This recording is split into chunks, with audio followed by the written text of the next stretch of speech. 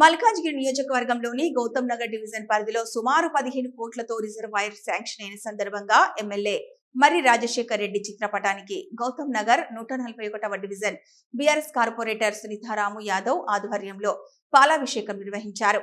ఈ సందర్భంగా Gautam Nagar division corporator Sunitharamu Yadav మాట్లాడుతూ గౌతమ్ నగర్ డివిజన్ పరిధిలో ఎన్నో సంవత్సరాలుగా గౌతమ్ నగర్ డివిజన్ ప్రజలు త్రాగునీటి కోసం పోరాటాలు చేసేవారని ఈ రోజు ఎమ్మెల్యే మర్రి రాజశేఖర్ రెడ్డి చొరవతో గౌతమ్ నగర్ డివిజన్ ప్రజల కళ సాకారమైందని కార్పొరేటర్ తెలిపారు।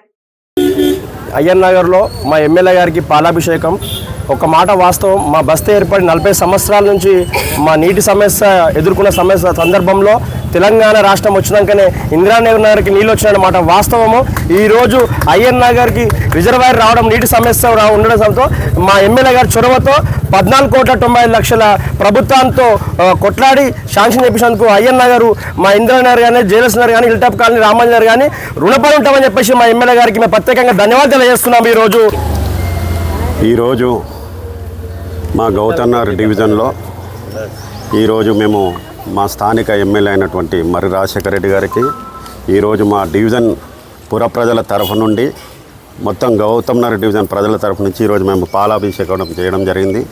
ఎందుకంటే మేము స్థానికంగా కార్పొరేటర్గా గెలిచిన తర్వాత మేము ఎంచుకున్న రెండు ప్రాజెక్టులు, ఒకటి రిజర్వాయరు, రెండోది ఆర్యూబీ, తర్వాత మూడోది వచ్చేసి ఎండోమెంట్ ల్యాండ్స్ గురించి। అందులో ఈరోజు మాకు ఎమ్మెల్యే గారి సహకారంతో రిజర్వాయర్ ఒకటి శాంక్షన్ అయింది। ఇది గత 4 సంవత్సరాల నుండి మేము తిరుగుతున్నాము ఈ రిజర్వాయర్ గురించి।